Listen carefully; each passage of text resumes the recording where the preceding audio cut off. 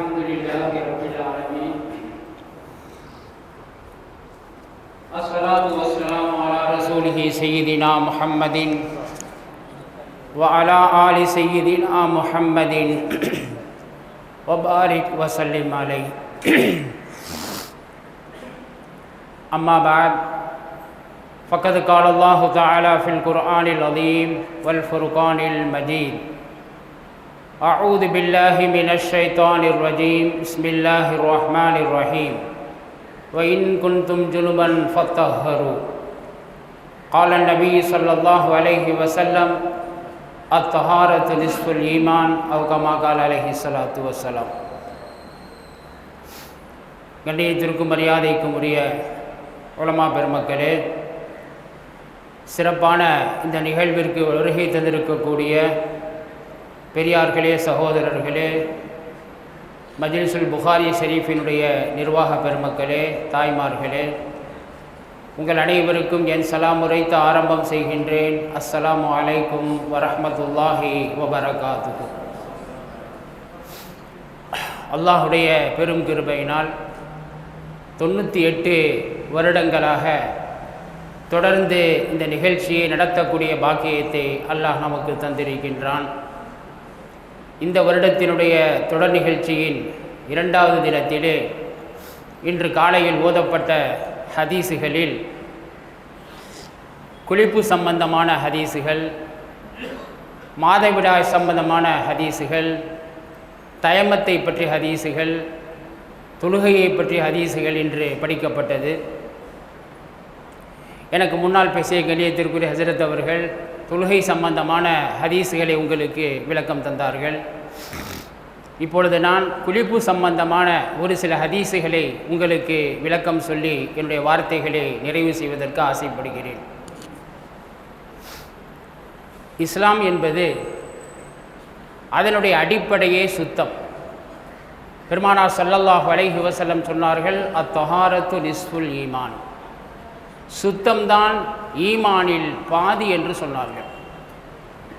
உலகத்திலே எந்த மார்க்கத்திலும் சமுதாயத்திலும் நீங்கள் பார்க்க முடியாது குளிப்பது கடமை என்று குளிப்பதை கடமையாக்கிய ஒரு மார்க்கம்தான் இஸ்லாம். பெருமானார் ஸல்லல்லாஹு அலைஹி வஸல்லம் இஸ்லாத்தை போதிப்பதற்கு முன்பாக அன்றைய அரபு சமுதாயத்தில் சுத்தம் என்றால் என்னவென்றே தெரியாத ஒரு சூழ்நிலை தான். ஒரு முறை பெருமானார் ஸல்லல்லாஹு அலைஹி வஸல்லம் வெள்ளிக்கிழமை என்று பள்ளிக்குள்ளே செல்கிறார்கள். பள்ளிவாசலில் சஹாபாக்களின் கூட்டம் நிரம்பி வருகின்றது. சஹாபாக்கள் ஏழை விவசாயிகள், வயலிலே வெயிலிலே வேலை செய்யக்கூடியவர்கள். அந்த வேலை செய்து அவர்கள் களைப்புற்று வேர்த்தவர்களாக, அதே பழைய ஆடைகளை அணிந்தவர்களாக பள்ளிக்குள் வருகிறார்கள். அன்றைய பள்ளி என்பது ஃபேன் போடப்பட்டதில்லை, ஏசி போடப்பட்டதல்ல, கூரை கொட்டக வேத்து வடியும். எனவே அந்த சஹாபாக்கள் கூட்டமாக அமர்ந்திருந்த போது ஒரு விதமான துர்வாடை அங்கே வீசுகிறது. பெருமானார் ஸல்லல்லாஹு அலைஹி வஸல்லம் பள்ளிக்குள் வருகிறார்கள் ஜும்மா தொழுகைக்காக வேண்டி. ஒரு விதமான துர்வாடை வீசுவதை பார்த்து அப்போதான் முதலாக அறிவித்தார்கள், இனிமேல் வாரத்திற்கு ஒரு நாள் குளிப்பதே கடமை என்று சொன்னார்கள். ஆரம்ப காலத்தில் வெள்ளிக்கிழமை என்று குளிப்பது கடமையாக வாஜிபாக இருந்தது. அதற்கு பிறகுதான் ஸல்லல்லாஹு அலைஹி வஸல்லம் சுத்தத்தை பற்றி, குளிப்பை பற்றி, உதுவை பற்றி சஹாபாக்களுக்கு எடுத்து சொல்லி சஹாபாக்கள் எந்த அளவுக்கு சுத்தம் பேணக்கூடியவர்களாக மாறிவிட்டார் என்று சொன்னால், வெள்ளிக்கிழமை என்று பள்ளிக்கு வரும்போதே துர்வாடையோடு வந்தவர்கள் ஒரு காலத்திலே வீதியிலே நடந்து சென்றால் அவர்கள் மேலிருந்து வரக்கூடிய அந்த நல்ல வாசனை, சென்ட் வாசனையை வைத்து இந்த வழியாக இந்த சஹாபி சென்றார்கள் என்று சொல்லக்கூடிய அளவுக்கு நறுமணமிக்கவர்களாக சஹாபாக்கள் மாறினார்கள். எனவே சுத்தத்தை பற்றி புரிந்து கொண்ட பிறகு ஸல்லல்லாஹு அலைஹி வஸல்லம் அந்த ஃபர்லை, அந்த வாஜிபை, வெள்ளிக்கிழமை என்று குளிப்பது வாஜிப் என்று சொன்னதை சுன்னத்தாக மாற்றினார்கள்.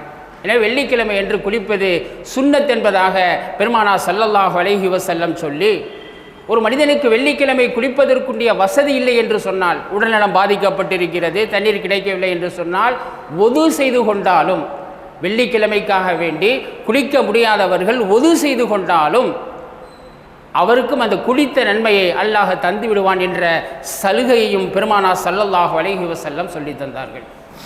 இப்படி குளிப்பதை கடமையாக்கி சுன்னத்தாக்கி ஒரு பரிசுத்தமான சமுதாயத்தை ஸல்லல்லாஹு அலைஹி வஸல்லம் உருவாக்கினார்கள்.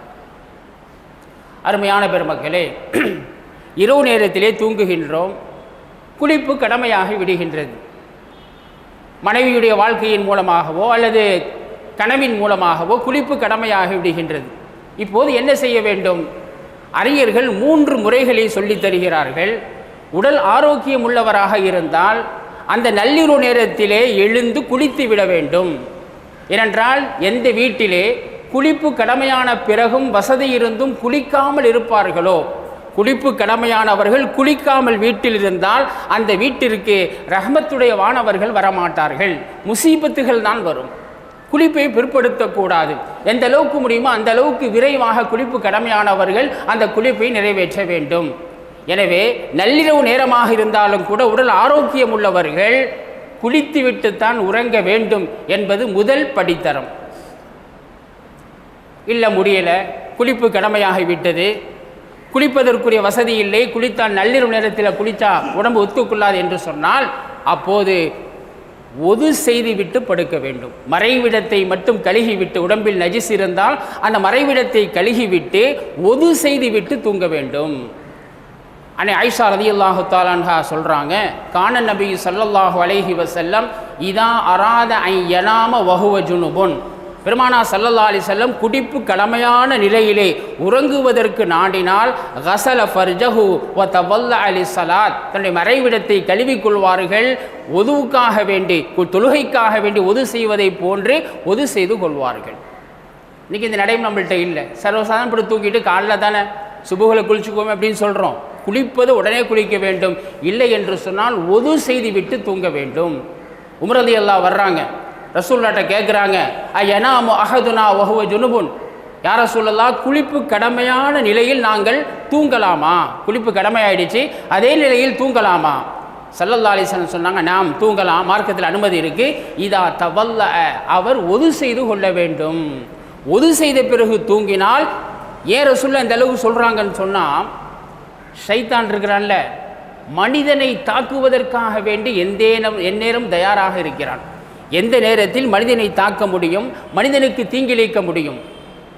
பெருமானார் ஸல்லல்லாஹு அலைஹி வஸல்லம் ஹதீஸில் சொன்னாங்க, ஒவ்வொரு மனிதனுக்குமே அவன் காஃபிராக இருந்தாலும் சரி முஸ்லீமாக இருந்தாலும் சரி அல்லாஹு தஆலா 10 வானவர்களை கொண்டு பாதுகாப்பை கொடுக்கிறான். எப்படி முக்கியமான விஐபிகளுக்கு ஜெட் பிரிவு பாதுகாப்புலாம் அரசாங்கம் கொடுக்குதோ அதே மாதிரி ஒவ்வொரு மனிதனுக்கும் அல்லாஹு தஆலா மலக்குமார்களை கொண்டு பாதுகாப்பு கொடுக்கின்றான். இந்த மலக்குமார்கள் மட்டும் மனிதனை பாதுகாக்கவில்லை என்று சொன்னால் ஷைத்தான்கள் அந்த மனிதனை பறித்து சென்று விடுவார்கள், அவனை கரித்து விடுவார்கள். எனவே ஷைத்தானுடைய அந்த தீங்கை விட்டு பாதுகாப்பதற்காக வேண்டி 10 வானவர்களை கொண்டு அல்லாஹு தஆலா பாதுகாக்கின்றான். இந்த மனிதன் எந்த நேரத்தில் தூய்மை இல்லாமல் இருப்பானோ, குளிப்பு கடமையாகிவிட்ட பிறகும் வசதி இருந்தும் குளிக்காமல் இருப்பானோ, அந்த வானவர்கள் இவனை விட்டு ஒதுங்குவார்கள், விலகி விடுவார்கள். அந்த துர்வாடை அவர்களுக்கு பிடிக்காது. இந்த நேரத்தில் தான் ஷைத்தானுடைய தாக்கம் அதிகமாக இருக்கும். இந்த குளிப்பு கடமையான நிலையில் ஆணாக இருந்தாலும் பெண்ணாக இருந்தாலும் ஒரு மனிதன் ஷைத்தானால் தாக்கப்பட்டால் அவனை விட்டு அந்த ஷைத்தானை அகற்றுவது மிகப்பெரிய கஷ்டம். சாதாரண ஒரு ஷைத்தான் பிடிச்சிருச்சு, ஜின்னு தாக்கிடுச்சு, கொஞ்சம் ஓதி பார்த்தா கேட்கும். ஆனால் இந்த குளிப்பு கடமையான நிலையிலே தீட்டான நிலையிலே ஷைத்தான் தாக்கிவிட்டால் அந்த ஷைத்தானை அகற்றுவது ரொம்ப கஷ்டம் என்பதாக உலமாக்கள் சொல்லி தருவார்கள். எனவே ஸல்லல்லாஹு அலைஹி வஸல்லம் சொன்னாங்க, நீங்கள் ஒது செய்து கொண்டால் உங்களுக்கு அந்த பாதுகாப்பு கிடைக்கும், மலக்குமார்கள் உங்களை விட்டு தூரமாக மாட்டார்கள். அதே மாதிரி உமர் ரலியல்லாஹு தஆலா அடுத்த ஹதீஸை இன்னைக்கு பதிவு செஞ்சு தர்றாங்க. உமர் ரலியல்லாஹு சொல்கிறாங்க, அன்னஹு துசீபுகுல் ஜனாபத் மினல் லைல், யா ரசூலல்லாஹ் இரவிலே எனக்கு குளிப்பு கடமையாகி விடுகிறது, நான் என்ன செய்ய வேண்டும்? இதே செய்தியை சொன்னாங்க. தவல்லா வகசில் தகரக, மறைவிடத்தை கழுகிக்கொண்டு ஒது செய்துவிட்டு தூங்கு என்பதாக பெருமானார் ஸல்லல்லாஹு அலைஹி வஸல்லம் அவர்கள் சொல்லி தந்தார். எனவே இது 2வது படித்தரம். முதல்ல சக்தி இருந்தால் குளிச்சுட்டு தூய்மையாக தூங்க வேண்டும், அல்லது அதுக்கு சக்தி இல்லை என்று சொன்னால் ஒது செய்துவிட்டு தூங்க வேண்டும். 3வது உலமாக்கள் சொல்கிறாங்க, ஒது செய்வதற்கு வழி இல்லை. சில பேருக்கு சளி பிடிச்சிக்கும் நைட்டில் ஒது செஞ்சால், அப்போ என்ன செய்யணும்? மறைவிடத்தை கழுகி கொண்டு குறைஞ்சபட்சம் தயமம் செய்து விட்டு தூங்குங்கள். அல்லான் படுத்துவிட்டு சுபுகுத்தானே என்று சொன்னால் அந்த இடைப்பட்ட நேரத்தில் சைத்தானுடைய தாக்கம் எப்படி இருக்கும் என்பதற்கு நமக்கு சொல்ல முடியாது. அதே மாதிரி எத்தனையோ பேர் படுத்தவர்கள் காலையில் எழவில்லை, மூத்தாகி விடுகிறார்கள். தூய்மையற்ற நிலையிலே மௌத்து உறவு விட்டும் பாதுகாக்கப்பட வேண்டும் என்று சொன்னால் ஒது செய்து விட்டோ அல்லது முடியவில்லை என்றால் தயமம் செய்து விட்டோ தூங்க வேண்டும் என்ற செய்தியை உலமாக்கள் சொல்லித் தருகிறார்கள். அடுத்து குளிப்புங்கிறது 3 வகையான குளிப்பு இருக்குது. ஒன்று சாதாரண குளிப்பு, டெய்லி குளிக்கிறோம், சுத்தத்துக்காக வேண்டி குளிர்ச்சிக்காக வேண்டி குளிக்கிறோம், இது சாதாரண குளிப்பு. இரண்டாவது சுன்னத்தான குளிப்பு, வெள்ளிக்கிழமை என்று குளிப்பது, பெருநாளை குளிக்கிறது, மக்காவுக்கு போகும்போது குளிக்கிறோம், எஹ்ராம் அணியும் போது குளிக்கிறோம், இதெல்லாம் சுன்னத்தான குளிப்புகள். மூணாவது கடமையான குளிப்புகள். கடமையான குளிப்பை பொறுத்த வரைக்கும் ஷாஃபி மதுஹபில் நீயத்து வச்சாதான் குளிப்பு உண்டாகும். நீயத்து வைக்கவில்லை என்றால், என்னுடைய பெருந்தொடக்கை நீக்குவதற்காக வேண்டி குளிக்கிற நீயத்து வைக்காமல் குளிச்சுட்டா, சும்மா போனோம் எப்போது மாதிரி, ஏண்டா அப்போ தான் மறதி ஏற்படும். டெய்லி குளிச்சு வளர்க்கப்பட்டுருச்சு, குளிப்பு கடமையாக இருக்குது, மறந்து போயிட்டோம், அள்ளி ஊதியில் வந்துடுவோம், குளிப்பே உண்டாகாது. அது பிறகு தொழுகை கூடாது. எனவே ஃபர்லான குளிப்பாக இருந்தால், கடமையான குளிப்பாக இருந்தால் நீயத்து கட்டாயம் வைக்கணும். நீயத்து எப்படி வைக்கணும்? பெரிய நீயத்து இல்லை, நமக்கெல்லாம் தெரியும். நான் ஒரு ஊருக்கு போயிருந்தேன் சில வருடங்களுக்கு முன்னால். ஒரு பாட்டில் கொடுத்து தண்ணி ஓதி கேட்டாங்க. என்னான்னு கேட்டேன், புள்ள வயசுக்கு வந்திருக்கு, குளிக்கணும், ஓதி கொடுக்கண்டாங்க. நானே உடம்பு சரியில்லை போல தெரியுது அப்படின்னு சொல்லி சூரத்தில் ஃபாத்தியா ஓதி கொடுப்பேன்னு சொல்லி ஓதுனா அஜித் சொல்கிறாங்க. பக்கத்தில் இருந்த இமாம் சொன்னாங்க, அது இல்லை அஜித், இந்த ஊர் பழக்கம் என்னன்னு சொன்னால், பெண்கள் தீட்டு முடிஞ்சு குளிக்கும் போது அஜிரத்தில் வருவாங்களாம். அஜிரத்து நீயத்தை ஓதி அந்த பாட்டிலில் ஊதணுமா. இந்த பாட்டில் தண்ணியை வாளியில் ஊற்றி தொட்டியில் ஊற்றி அதை அந்த புள்ள அள்ளி குளிக்கணுமா. சட்டம் எந்த விளங்கி வச்சுக்கிறா பாரு. நீயத்துன்னு சொன்னால் குளிக்கிறவங்க நீயத்து வைக்கணும். என்னுடைய பெருந்தொடக்கு நீங்குவதற்காக வெளியே குளிக்கிற நீயத்து வச்சா முடிஞ்சு போச்சு. அந்த சட்டம் தெரியாமல் அஜிரத்து நீயத்தை ஊதி பாட்டிலில் ஊத, இந்த தண்ணியை வாளியில் ஊற்றி அந்த தண்ணியை அள்ளி குளிப்பாங்களாம். இதுக்கு பேர் நீயத்து அல்ல. அப்போ ஃபர்லான குளிப்பாக இருந்தால், கடமையான குளிப்பை அல்லது பெருந்தொடக்கை நீக்குவதற்கான குளிக்கிற நீயத்து வச்சாதான் குளிப்பு உண்டாகும், இல்லை என்றால் குளிப்பு உண்டாகாது. சுன்னத்தான குளிப்பு, ஜும்மாவுடைய குளிப்பு, பெருநாளுடைய குளிப்பு, நீயத்து வச்சு குளித்தா இபாதத். வெள்ளிக்கிழமை குளிக்கிறோம், பெருநாளை குளிக்கிறோம், சும்மா அள்ளி ஊற்றி வந்துட்டோம், புது ட்ரெஸ் போடுறதான்னு குளித்தோன்னு சொன்னால் வெறும் குளிப்பு தான். ஜும்மாவுக்காக வேண்டி ரசூலுல்லாஹ் குளிக்க சொன்னார்கள், அந்த நீயத்தில் குளித்தா, பெருநாளைக்காண்டி ஸல்லல்லாஹு அலைஹி வஸல்லம் குளிக்க சொன்னார்கள் என்ற நீயத்து வைத்து குளித்தால் அது இபாதத்தாக நன்மையை பெற்றுத்தரக்கூடியதாக இருக்கும். இல்லைண்டா சாதாரண குளிப்பாக போயிடும். எனவே நீயத்து வைக்கிறது ரொம்ப முக்கியம். நீயத்து வச்சு என்ன செய்யணும், எதுக்கு சொல்கிறேன்னு சொன்னால் இதெல்லாம் எல்லாம் தெரிஞ்ச விஷயம் தான் சொல்லுவோம், எல்லாம் பெரியவங்களுக்கு தெரியும். இன்றைக்கி வாலிப செட்டு இஸ்லாத்தை விட்டு கல்வி விட்டு ரொம்ப தூரத்தில் போய்கிட்டே இருக்கிறாங்க. அவங்களுக்கு பூரா வாட்ஸ்அப் நெட்டு இதுதான் தெரியும். சாதாரண விஷயங்கள் எல்லாம் சொல்லப்படவில்லை, எல்லாம் தெரிஞ்சது தானேன்னு சொல்லி. எனவே இந்த சின்ன சமுதாயத்துக்கு அது சரியாத காரணத்தினால் போகிறாங்க, அள்ளி ஊற்றின்னு வந்துக்கிட்டே இருக்கிறாங்க. குளிக்கணும்னு சொன்னால் அதுக்குரிய ஆதாபுகள் ஒழுக்கங்களையும் ஸல்லல்லாஹு அலைஹி சொல்லி தர்றாங்க. குளிக்க போன உடனே பாத்ரூமுக்குள்ளே போகும்போதே, உள்ளே போகும்போது இடதுகாலை வச்சு போகணும். போய் குளிக்க ஆரம்பிக்கும் போது பிஸ்மில்லாஹிர் ரஹ்மானிர் ரஹீம் பிஸ்ம் சொல்லிட்டு தான் குளிக்கணும். இன்றைக்கி நம்மள்ட்ட சாப்பாட்டுக்கு பிஸ்மில்லா இல்லாமல் போயிடுச்சு. ஒரு காலம் விருந்துக்கு நான் இந்த ஊருக்கு வந்த புதுசில் பார்த்தேன், எல்லாம் அப்படியே உட்காந்துருப்பாங்க, பிஸ்மில்லாஹிர் ரஹ்மானிர் ரஹீம் ஹோல்சேலாக ஒரு ஆள் சொல்லுவார் ஞாபகப்படுத்துறதுக்காண்டி, அப்புறம் பிறகு எல்லாம் பிஸ்ம் சொல்லி சாப்பிடுவாங்க. இன்றைக்கி இந்த பழக்கம்லாம் இல்லை, ஆரம்பத்தில் இருந்துச்சு, நான் பார்த்தேன். போனோன்னா அடித்து பிடிச்சிட்டு பிஸ்ம் சொன்னமோ இல்லையே சாப்பிட்டு வந்துடுறோம். இந்த பறக்கத்து இல்லாமல் போயிடும், சாப்பாட்டில் பறக்கத்து இல்லை. பிசும் சொல்லி ஒது செய்தால், பிசும் சொல்லி குளித்தால் முழு உடம்புக்கும் அல்லாஹ் தஆலா சுத்தத்தை தருகிறான். பிசும் இல்லாமல் குளித்தோம், பிசும் இல்லாமல் ஒது செய்தோன்னு சொன்னால் எந்த உறுப்பை கழுகணுமோ அது மட்டும்தான் சுத்தமாகும். பிசும் சொல்லி தண்ணீரை ஊற்றினால் முழு உடம்பு மட்டுமல்ல உள்ள சுத்தமும் ஏற்படுகிறது. எனவே பிஸ்மில்லாஹிர் ரஹ்மானிர் ரஹீம் சொல்லிவிட்டு குளிக்க ஆரம்பிக்கணும். அடுத்து என்ன செய்யணும்? பிஸ்மில்லா சொல்லிவிட்டு அள்ளி ஊற்றிடக்கூடாது. இப்போலாம் சவர் வந்துருச்சு, சுண்ணத்தை போக்குறதுக்காக வேண்டி எல்லா வசதி வாய்ப்பிலும் வந்துருச்சு, சவர் வந்துருச்சு, அது சுண்ணத்தை பேண முடியலை. முதல்ல என்ன செய்யணும்னு சொன்னால் ஒது செய்யணும். குளிப்புக்கு முன்னால் ஒது செய்யணும். ஒது செய்து விட்டுத்தான் குளிப்பை ஆரம்பிக்க வேண்டும். பெருமானார் ஸல்லல்லாஹு அலைஹி வஸல்லம் அவர்களை பற்றி அன்னை ஆயிஷா ரலியல்லாஹு தஆலா அன்ஹா சொல்கிறாங்க, கான இதக்தஸல மினல் ஜனாபதி, பெருமானார் ஸல்லல்லாஹு அலைஹி வஸல்லம் பெருந்தொடக்கிலிருந்து குளித்தால் ஆரம்பமாக ஃபகஸல யதைஹி கைகளை கழுகுவார்கள். முதல்ல 2 கையை கழுகுவார்கள். ஒதுவுக்கு எப்படி கழுவுறாங்களோ அதே மாதிரி கையை கழுகுவார்கள். சும்ம எத்தவல்லா, பிறகு ஒது செய்வார்கள். கமா எத்தவல்லா லிஸ்ஸலாத், தொழுகைக்காக வேண்டி ஒது செய்வதைப் போலவே ஒது செய்வாங்க. கையை கழுவாங்க, வாயை குப்பிடிப்பாங்க, மூக்கு நாசிக்கத்தை செலுத்துவாங்க, முகத்தை கழுவுவாங்க, ஒது செய்து முடிப்பார்கள். ஒது செய்து முடித்து விட்டு சும்ம யுதுஹில் அசாபி அஹூஃபில் மாஇ, பிறகு அந்த காலத்தில் சவர்லாம் இல்லை, பாத்திரத்தெல்லாம் தண்ணி இருக்கும், வாளியில் இருக்கும், தன்னுடைய கையை வாளிக்குள்ளே விடுவாங்க. ஒது செய்து முடித்து விட்டு தன்னுடைய கையை வாளிக்குள்ளே விட்டுவாங்க. விட்டு பாத்திரமாக பயன்படுத்தி நியத்து வச்சு அந்த தண்ணீரை தலைக்கு ஊற்றி தலைமுடிகளை அப்படியே கோதி விடுவார்கள். தலையில் அடிபாக வரைக்கும் தண்ணி செல்கிற மாதிரி தலைமுடிகளை கோதி விடுவார்கள். அதுக்கு பிறகு 3 முறை தலைக்கு தண்ணீரை ஊற்றுவார்கள். அதற்கு பிறகு வலது பக்கத்தில் 3 முறை தண்ணீரை ஊற்றுவார்கள். அதற்கு பிறகு இடது பக்கத்திலே 3 முறை தண்ணீரை ஊற்றுவார்கள். முழு உடம்பையும் தேய்த்து விடுவார்கள். அதற்கு பிறகுதான் குளிப்பார்கள். இன்றைக்கி இந்த சுண்ணத்தெல்லாம் இருக்கா? எல்லாம் மறந்து போச்சு. இன்றைக்கி விஞ்ஞானம் சொல்லுது, சில பேர் குளிக்க போகும்போது மயங்கி விழுவார்கள். பாத்ரூம்குள்ளே குளிக்கும்போது மயங்கி விழுந்தவர்கள் வரலாறு பெரிய வரலாறு உண்டு. ஏன் குளிக்கும்போது மயங்கி விழுகிறார்கள் தெரியுமா? நம்ம மூளை இருக்குது, திடீர்னு தண்ணீரை, இந்த குளிரான தண்ணீரை ஊற்றும் போது அதை எதிர்பார்க்காத நேரத்தில் நம்ம மீது குளிரான தண்ணி வர, உடம்பு சூடாக இருக்குது, அந்த நேரத்தில் எதிர்பாராமல் குளிரான தண்ணீரை சந்திக்கும் போது அதை அதை எதிர்பார்க்கக்கூடிய தன்மை இல்லாத காரணத்தினால் மூளை மயங்கி விடுமாம். இதனால் டாக்டர்கள் சொல்கிறாங்க, இன்றைக்கி மருத்துவம் சொல்லுது, ரசூல் 1400 ஆண்டுகளுக்கு முன்னால் சாதாரண போதனையாக சொன்னவைகள் எல்லாம் இன்றைய மருத்துவ உலகம் உண்மையாக சொல்லித் தருகிறது. எனவே குளிக்க போகும்போது நேரடியாக தண்ணி ஊற்றாதீங்க. முதல்ல கைகாலை கழுகி விட்டு அந்த மூளைக்கு உஷாரை ஏற்படுத்துகிறோம். என் மேலே தண்ணி படுது, குளிர்ந்த தண்ணி படுது, நான் அதற்கு தயாராக இருக்க வேண்டும் என்று தன்னை தயார்படுத்தி கொள்ளுமாம். உடம்பிலே தண்ணீர் பட்ட பிறகு தலைக்கு தண்ணீரை ஊற்றுங்கள் என்று நீங்கள் மருத்துவ உலகம் சொல்லுது. ஸல்லல்லாஹு அலைஹி வஸல்லம் சொன்னாங்க, ஒது செய்து விட்டு குளியுங்கள். ஏன் முகத்தை கழுவுறோம், கையை கழுகுறோம், உடம்புல குளிர்ச்சி ஏற்படுது, மூளை தயாராகிடும்.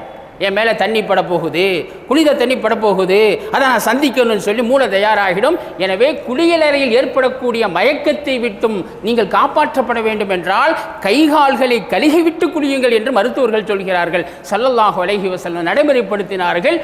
ஒது செய்து விட்டு நீங்கள் குளிக்க ஆரம்பியுங்கள்.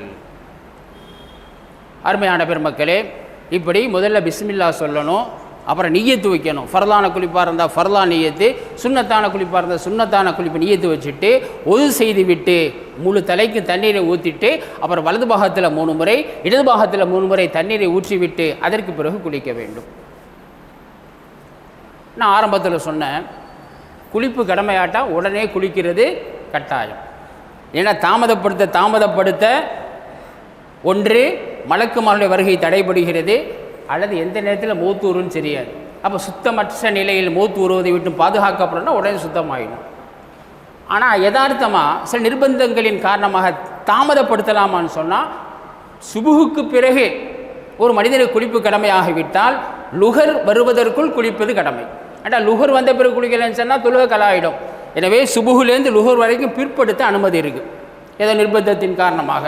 அப்போ குளிப்பு கடமையான நிலையில் சாப்பிடலாமா, வெளியே போகலாமான்னு சொன்னால் ஒது செய்து விட்டு எல்லா காரியத்தையும் செய்யும். குளிக்க முடியலையா, சாப்பிட போகிறோமா, ஒது செய்து விட்டு சாப்பிடுங்க. தண்ணி குடிக்கணுமா, ஒது செய்து விட்டு தண்ணி குடிங்க. வெளியே போகிறீங்களா, பகல் நேரமாக இருக்குது, தூங்க போக மட்டுமல்ல, வெளியே போகிறீங்களா, ஒது செய்து விட்டு வெளியே செல்லுங்கள். கொஞ்ச நேரம் பிற்படுத்துவது கூடும் என்றிருந்தாலும் ஒது செய்து விட்டு அந்த காரியங்களை செய்யுங்கள். ஒரு ஹதீஸ் இன்னைக்கு படிக்கப்பட்டிருக்கு. பெருமானார் ஸல்லல்லாஹு அலைஹி வஸல்லம் மஸ்ஜித் நபவியில் தொழுகைக்கு முஸல்லாவில் நின்ட்டாங்க. பகல் நேரம் முஸல்லாவில் நின்ட்டாங்க. சுபுஹுடைய தொழுகையாக இருக்க வேண்டும். முஸல்லாவில் நின்ற பிறகு ரசூலுல்லாஹ்க்கு ஞாபகம் வருது, ஃபலம்மா காமஃபி முஸல்லாஹு, முஸல்லாவில் நின்றபோது தக்கர அன்னஹு ஜுனுபுன், தனக்கு குளிப்பு கடமை என்பதை ஞாபகப்படுத்துகிறாங்க. மறந்துட்டாங்க அன்னைக்கு. அப்போ தாமதப்படுத்துவது கூடுங்கிறதுக்கான இந்த ஹதீஸை புகாரி இமாம் சொல்கிறாங்க. அன்னைக்கு குளிக்க மறந்துட்டாங்க, ஒது செஞ்சுட்டு தூங்கிட்டாங்க. சுபுகுக்கு வரும்போது தன்னுடைய ஜுனுபுங்கிறத மறந்துட்டு வந்து நிற்கிறாங்க முஸல்லாவில். ஞாபகம் வருது.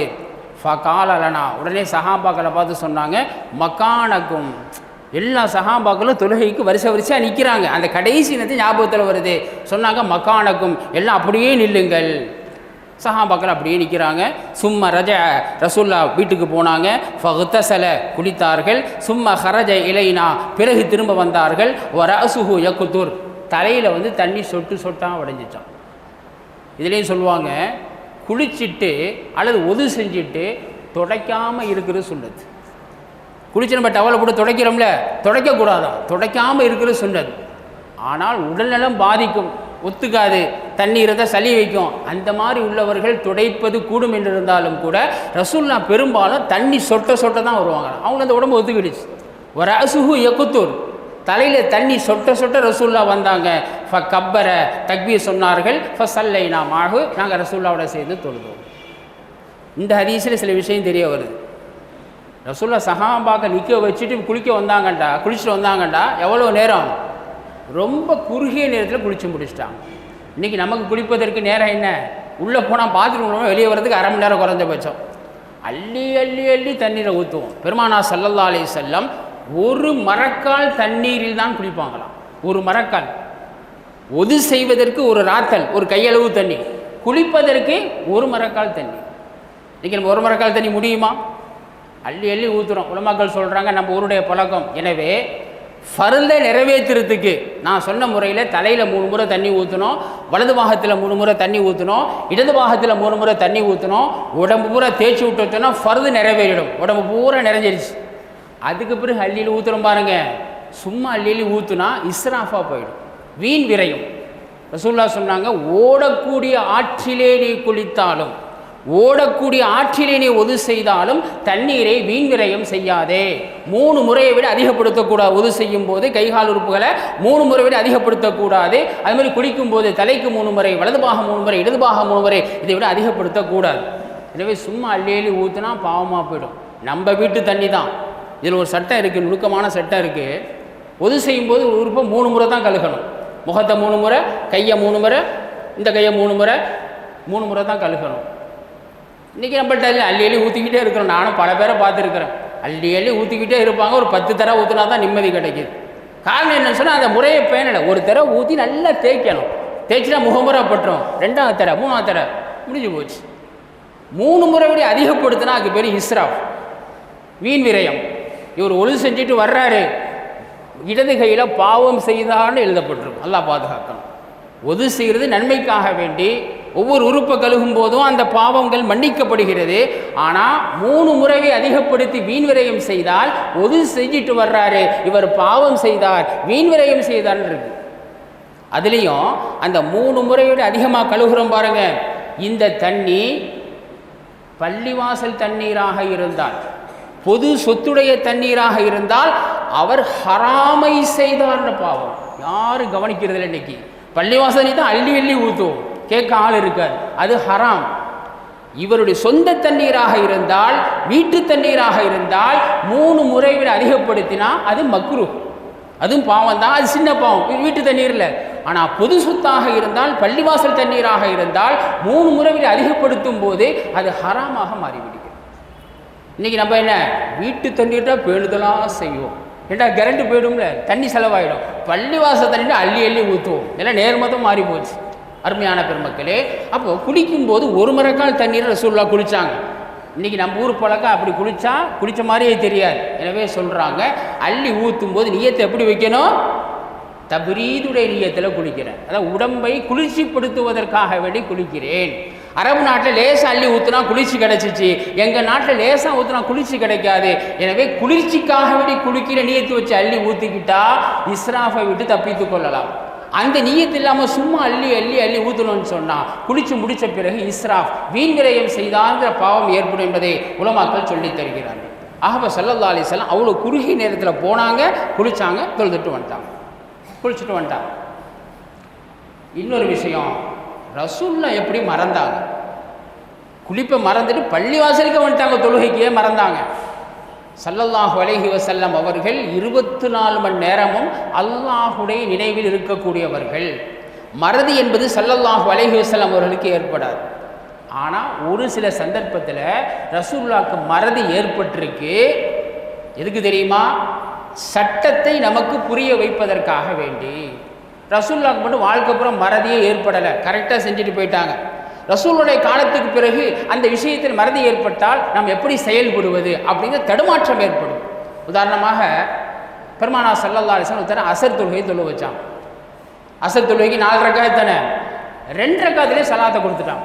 மறந்துட்டாங்க. 4 ரக்காத் தொழுகைக்கு 2 ரக்காத் தொழுதுட்டு சலாம் கொடுத்துட்டாங்க. தொழுது முடித்த பிறகு சஹாபாக்களுக்கு ஒரே கரைச்சல். ஆக ரசூல்லா 2லேயே முடிச்சுட்டாங்களே.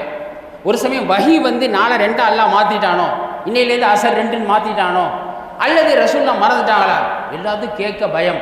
ரசூல்லாட்ட போய் இப்படி கேட்குறது. அப்போ ஒரு சஹாபி, சின்ன வயசு சஹாபி எழுதாங்க, குசிரத்தி சலாத்தாம் நசீத்தை யார ரசூலல்லாஹ், சட்டத்தை விளங்கணும்ல, தைரியமாக கேட்டாங்க.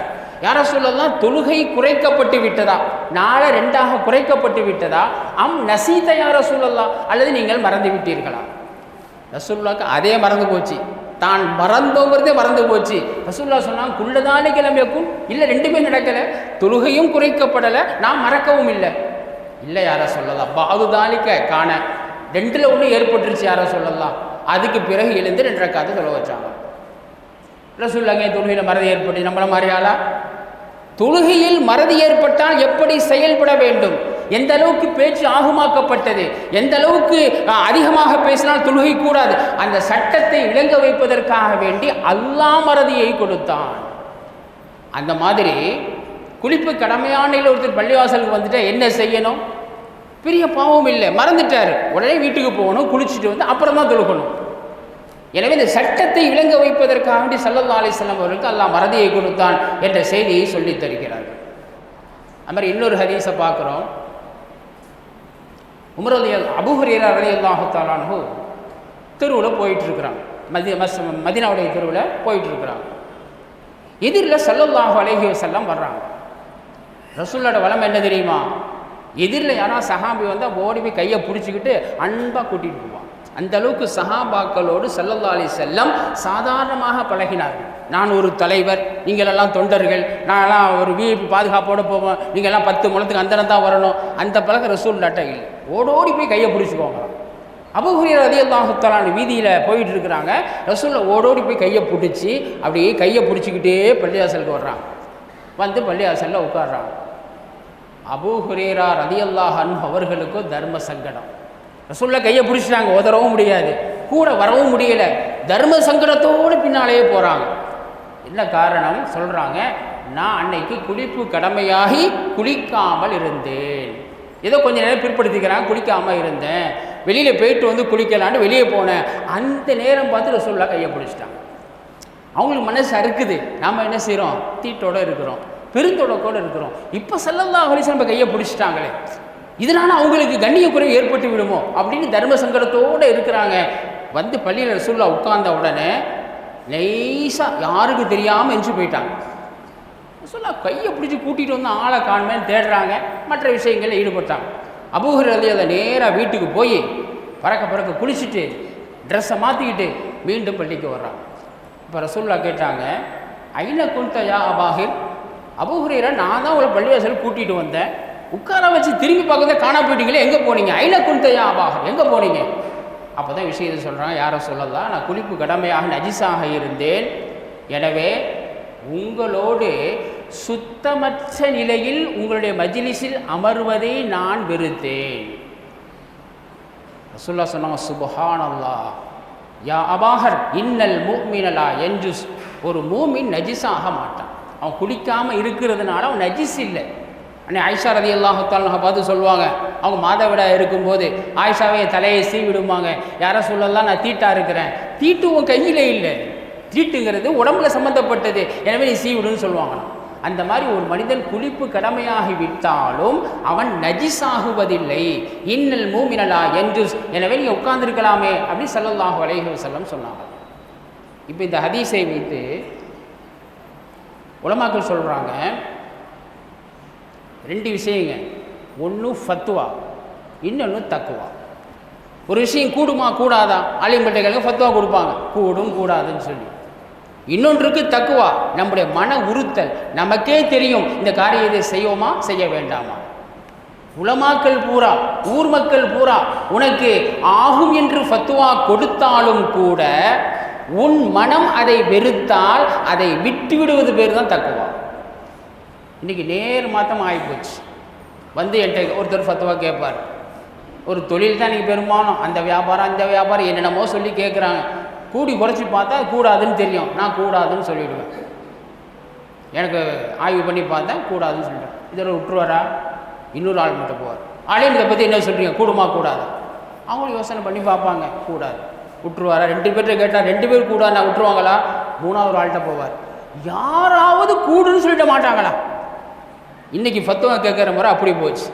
ரசூல் ஸல்லல்லாஹு அலைஹி சொல்கிறாங்க, எல்லாம் கூடுன்னு சொன்னாலும் கூட, உலமாக்கள் ஊர் மக்கள் பூரா கூடும் என்று சொன்னாலும் கூட, உனது மன உறுத்தல் கூடாது என்று சொன்னால் அது காரியத்தை செய்யாது. அதுக்கு பேர் தான் தக்குவா. இங்கே பாரு, ரசூலுல்லாஹ் ஃபத்வா கொடுக்குறாங்க. அபூ ஹுரைரா ரலியல்லாஹு ஃபத்வா கொடுக்குறாங்க. குளிப்பு கடமையான நிலையில் என் கையை பிடிச்சா என் கை நஜிஸாகாது. குளிப்பு கடமையான நிலையில் ஒரு மஜ்லிஸில் உட்கார்ந்தால் அந்த மஜ்லிஸுடைய புனிதம் கெட்டு விடாது. எனவே நீங்கள் அமர்ந்திருக்கலாம், செல்ல வேண்டிய தேவையில்லை என்று ஃபத்வா கொடுக்குறாங்க. ஃபத்வா கொடுத்தது யாரு? கண்மணி நாயகம் ஸல்லல்லாஹு அலைஹி வஸல்லம். ஆனால் அபூ ஹுரைரா ரலியல்லாஹு அவர்கள் ஃபத்வாவை கொண்டு போதுமாக்கி கொள்ளவில்லை, தக்வாவை பார்க்கிறார்கள். எப்படி அவங்க சிந்திக்கிறாங்க தெரியுமா? அல்லாஹ்வை சந்திக்கும் போது சுத்தம் இல்லாமல் சந்திக்க கூடாது. தொழுக வர்றோம், சுத்தம் இல்லைன்றா தொழுகக்கூடாது. குர்ஆன் ஓதணும், சுத்தமில்லை என்றால் குர்ஆன் ஓதக்கூடாது. அல்லாஹுவை சந்திக்கும் போது சுத்தமில்லாமல் சந்திக்க கூடாது என்று சொன்னால், அல்லாஹுக்கு நெருக்கமான அடியார்களை சந்திக்கும் போது எப்படி சுத்தமில்லாமல் சந்திக்க முடியும்? எனவேதான் எப்படி தொழுகைக்கு ஒது தேவையோ, தவாஃபுக்கு ஒது தேவையோ, அதெல்லாம் ஃபர்து. பெருமானார் ஸல்லல்லாஹு அலைஹி வஸல்லம் அவர்களுடைய ஜியாரத்திற்காக வேண்டி ஒது செய்வது சுன்னத். ஒது செய்யாமல் ஜியாரத் பண்ணா கூடும். ஆனால் தக்வா என்ன? ஒது செய்துவிட்டு புனிதமான புதிய ஆடைகளை அணிந்து கொண்டு, இதே சட்டம் தான் வலிமாவுடைய ஜியாரத்தாக இருந்தாலும் சரி. ஜியாரத் இல்லை, ஒரு பெரிய உலமாவை சந்திக்க போகிறோம், ஒரு ஆலிமை சந்திக்க போகிறோம், ஒரு மஜ்லிஸுக்கு போகிறோம், குளிக்காமல் வந்தாலும் கூடும் என்றிருந்தாலும் கூட தக்வாவின் பிரகாரம் குளித்துவிட்டு தன்னை தூய்மைப்படுத்தி கொண்டு நல்ல ஆடைகளை அணிந்து கொண்டு ஆலிம்களை சந்திப்பது, நல்லவர்களை சந்திப்பது, மஜ்லிஸுக்கு வருவது தக்வா என்பதை அபூ ஹுரைரா ரலியல்லாஹு தஆலா அவர்கள் நமக்கு சொல்லித் தருகிறார்கள். எனவே ஃபத்வா பிரகாரம் கூடும் என்றிருந்தாலும் கூட சஹாபாக்கள் தக்வாவின் பிரகாரம் அந்த பேணுதலான வாழ்க்கையை வாழ்ந்தார்கள் என்ற செய்தியை இந்த ஹதீஸின் மூலமாக நாம் பார்க்கிறோம். அது மாதிரி இன்னொரு ஹதீஸை சொல்லி நிறைவுக்கு வருகிறேன். பெருமானார் ஸல்லல்லாஹு அலைஹி வஸல்லம் ஒரு ஹதீஸை சொல்கிறாங்க. இந்த ஹதீஸை புகாரி இமாம் ஏன் பதிவு செய்கிறாங்கன்னு சொன்னால், குளிக்கும் போதே ஆடை இல்லாமல் குளிக்கலாமா? இந்த ஊரில் இந்த பழக்கம் இல்லை, வடநாட்டில் அந்த பழக்கம் இருக்குது. பாத்ரூமில் போயிட்டு ஆடை இல்லாமல் என்று குளிப்பாங்க. இது கூடுமா கூடாதான்னு சொன்னால், தனிமையிலும் ஆடையை அணிந்து கொண்டு தான் குளிக்க வேண்டும். யாரும் பார்க்கவில்லை என்றாலும் கூட, சுற்றி கதவு போடப்பட்டிருக்கு, மறைக்கப்பட்டிருக்கு, யாரும் பார்க்கவில்லை என்றாலும் கூட, தனிமையில் குளித்தாலும் கூட ஔரத்தை மறைத்து கொண்டு தான் குளிக்க வேண்டும். ஆனால் முந்தைய சமுதாயத்திலே ஔரத்தை திறந்த நிலையில் குளிப்பது ஆகுமாக்கப்பட்டிருந்தது. அதற்கு ஒரு செய்தி புகாரி இமாம் கொண்டு வர்றாங்க. கானத் பனு இஸ்ராஈல யக்தஸிலூன உராத்தன். பனு இஸ்ராயல் சமுதாயத்து மக்கள் நிர்வாணமாகத்தான் குளிப்பார்கள். அது பப்ளிக்கிலே நிர்வாணமாக குளிப்பார்கள். எப்படி? பாதுகும் இலா எந்தொரு பாதுகும் இலாவா, நிர்வாணமாக குளிக்கும் போது சிலரை ஔரத்தை பார்த்த வண்ணமாக குளிப்பார்கள். அந்த சரியத்தில் ஆகுமாக்கப்பட்டிருந்து அது மாதிரி செஞ்சாங்க. இது ஃபத்வா. ஃபத்வா பிரகாரம், அன்றைய ஃபத்வா பிரகாரம், மூசா நபி காலத்து ஃபத்வா பிரகாரம் ஒருவருடைய ஔரத்தை ஒரு பார்த்த நிலையில் குளிப்பது கூடும். ஆனால் தக்வா என்ன? மறைந்து தான் குளிக்கணும். எனவே கான மூசா யக்தஸிலு வஹதஹு, மூசா அலைஹிஸ்ஸலாம் மட்டும் குளித்தா பப்ளிக்கில் குளிக்க மாட்டாங்க. ஏன்னா ஔரத்தை திறக்க வேண்டிய தேவை ஏற்படும். எனவே தனியாக போயிடுவாங்க. தக்வாவின் பிரகாரம் தன்னுடைய ஔரத்தை யாரும் பார்க்கக்கூடாது என்பதற்காக வேண்டி தனியாக குளிப்பார்கள். இது மூசா நபியோட வழக்கம். எல்லாரும் பகிரங்கமாக குளிக்கும் போது மூசா நபி தனியாக போய் குளிப்பாங்க. உடனே பனி இஸ்ராயல் செய்தியை கிளப்பி விட்டாங்க. இந்த பனி இஸ்ராயல் சமுதாயம் இருக்குதே, மூசா நபி ஈமான் கொண்ட சமுதாயம், ஒரு வதந்தியை கிளப்பி விட்டாங்க. மூசா அலைஹிஸ்ஸலாம் நம்மோடு ஏன் குளிக்கல தெரியுமா? நாமெல்லாம் பப்ளிக்கில் ஒன்றா குளிக்கிறோம், ஒரு ஔரத்தை படுத்து குளிக்கிறோம், இவர் வந்து தனியாக ஏந்து போகிறார் தெரியுமா? ஐ யக்தஸில வல்லாஹி மா யம்ன மூசா ஐ யக்தஸில மஅனா இல்லா அன்னஹு ஆதரு. அவருக்கு ஆதருங்கிற நோய் இருக்குது. ஆதருன்னு சொன்னால் ஆண்களுக்கு மறைவிடத்தில் ஏற்படக்கூடிய அந்த வீக்கத்துக்கு சொல்லுவாங்க. அந்த வீக்கம் இருப்பதனால தான் வெக்கப்பட்டுக்கிட்டு தனியாக போயிடறான்னு சொல்லி செய்தியை கிளப்பி விட்டாங்க. மூசா நபி அதை கண்டுக்கலை. நல்லா விளைக்கணும், ஒரு அல்லாஹுடைய நபியை, அல்லாஹுடைய வழியை மக்கள் துன்புறுத்தும் போது, மக்கள் நோவினைப்படுத்தும் போது அல்லாஹுடைய நபி, அல்லாஹுடைய வலி பொறுமையாக இருப்பார்கள். ஆனால் அல்லாஹ் பொறுமையாக இருக்க மாட்டான். மன் ஆதாலில்லாஹி வலியன், யார் எனது நேசரை நோவினைப்படுத்துவாரோ அந்த நேசர் திரும்ப நோவினைப்படுத்துவான் அல்லாஹ் சொல்ல. யார் என்னுடைய நேசனை நோவினைப்படுத்துவார், ஹதீஸ் குதிசி வருது, ஆதன் துஹு பில்ஹர், அவரோடு போர் செய்ய நான் தயாராகிவிட்டேன். அல்லாஹ் தயாராகிடுவான். ரசூல்லாவை அபூலஹப் திட்டினான். தப்பன் லக்க, உங்களுக்கு நாசம் உண்டாகட்டும்னு அபூலஹப் திட்டினான். ரசூல்லா பொறுமையாக இருந்தாங்க. அல்லாஹ் பொறுமையாக இருந்தானா ஒரு சூறாவே இறக்கி வைத்தான். ஏன் ஹபீபை பார்த்தா தப்பன் சொல்கிற, தப்பத்தியதா அபீலஹப், அபூலஹபுடைய கரங்கள் நாசமாகட்டும். அல்லாஹ் பொறுமையாக இருக்க மாட்டான். ஒருத்தர் ரசூல்லாவுக்கு ஆண் குழந்தை இறந்துச்சு. இறந்தபோது ஆசிபின் வாயில் சொன்னால் இவர் அபுத்தரு, ஆண் குழந்தை பாக்கியம் இல்லாதவர், பிறக்கின்ற ஆண் குழந்தையெல்லாம் மோத்தா போய்கிட்டே இருக்கு, திட்டினான். ரசூல்லா பொறுமையாக இருந்தாங்க. அல்லாஹ் பொறுமையாக இருக்கல, ஒரு சூறா இறக்கி வைத்தான். இன்னா அதைனாக்கல் கௌசர் ஃபஸல்லி ரப்பிக வன்ஹர் இன்ன ஷானிஅக ஹுவல் அப்தர். நபி, நீங்கள் கவலைப்படாதீர்கள், உங்களுக்கு அதிகமான நலவுகளை நாம் கொடுத்திருக்கின்றோம், நீங்கள் தொழுவுங்கள், ஜகாத்தை கொடுங்கள், குர்பானை கொடுங்கள். இன்ன ஷானிஅக ஹுவல் அப்தர், உங்களுடைய எதிரி தான் அபுத்தராக இருக்கிறான், நீங்கள் அபுத்தர் அல்ல, உங்களுடைய எதிரி தான் அபுத்தர் என்பதாக அல்லாஹ் தஆலா சூறாவை இறக்கி வச்சான். இந்த மாதிரி நல்லடியார்கள் நோவினைப்படுத்தப்படும் போது அவர்கள் பொறுமையாக இருப்பார்கள், அல்லாஹ் பொறுமையாக இருக்க மாட்டான். மூசா நபி நோவினைப்படுத்தினாங்க, மூசாவுடைய மக்கள், இவர் ஆதரு நோயாளி. மூசா நபி பொறுமையாக இருந்துட்டாங்க. இவருக்கு நோய் இல்லைன்னு அல்லாஹ் காட்டணுமா. புகாரில் வரக்கூடிய அறிவிப்பு, அல்ல என்ன பண்ணால், ஒருத்தரை மூசா நபி தன்னுடைய ஆடையெல்லாம் கலட்டி வச்சுட்டு ஆற்றுல இறங்கி குளிக்கிறாங்க. வாசலில் ஒரு பெரிய கல் கிடைக்க, அந்த கல் மேலே ஆடைகளை கலட்டி வச்சுட்டு உள்ளே போய் குளிக்கிறாங்க. இந்த கல் ஓட ஆரம்பிச்சிருச்சு. மூசா நபியோட ஆடை எடுத்துக்கிட்டு கல் பாட்டுக்கு ஓடுது. மூசா நபி ஆற்றுக்குள்ளே நிற்கிறாங்க. பார்த்தா தன்னுடைய ஆடைகளை எடுத்துக்கொண்டு கல் ஓடுது. இந்த நேரத்தில் தன் செயல் மறக்கிறாங்க. அனிச்ச செயல் நம்மள அறியாமல் ஒரு செயல் செய்வோம், அனிச்ச செயல். தன்னிலையை மறந்தார்கள். வேகமாக வர்றாங்க, கல்லை விரட்டிக்கிட்டே போகிறாங்க. யா ஹஜர் சௌபி, யா ஹஜர் சௌபி, கல்லே என் ஆடையை கொடு, எங்கே ஓடுறேன்னு பின்னாடியே ஓடுறாங்க. அல்லாஹ்வுடைய கட்டளை பிரகாரம் இந்த கல் நேராக போய் பனு இஸ்ராயல் கூட்டத்துக்கு முன்னால் போய் நிற்கிது. மூசா அலைஹிஸ்ஸலாம் வேகமாக போய் தன்னிலையை மறந்து, தான் எப்படி இருக்குங்கிற நிலைமையை மறந்து வேகமாக போய் ஆடை எடுக்கிறாங்க. அந்த நேரத்தில் அந்த பனு இஸ்ராயல்வர்கள் மூசா நபியினுடைய மறைவிடத்தை பார்க்குறாங்க, எந்த நோயும் இல்லை.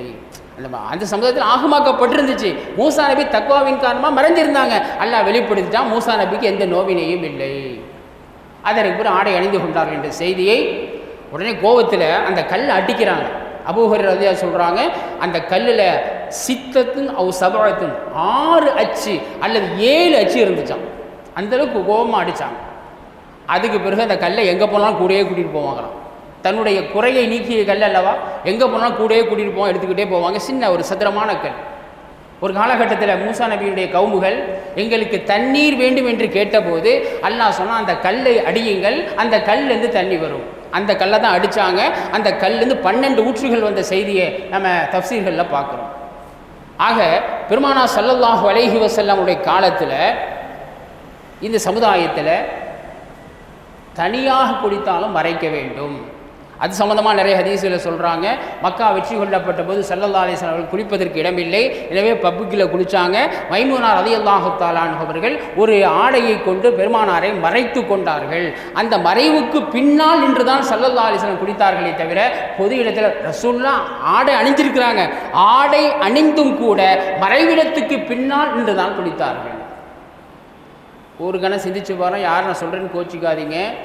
குளிக்கும்போது நம்ம அவுரத்தை மறைச்சிருந்தாலும் கூட மறைவிடத்துக்கு பின்னால் தான், அடுத்தவர் கண்ணுக்கு தெரியாமல் தான் குளிக்கணும்.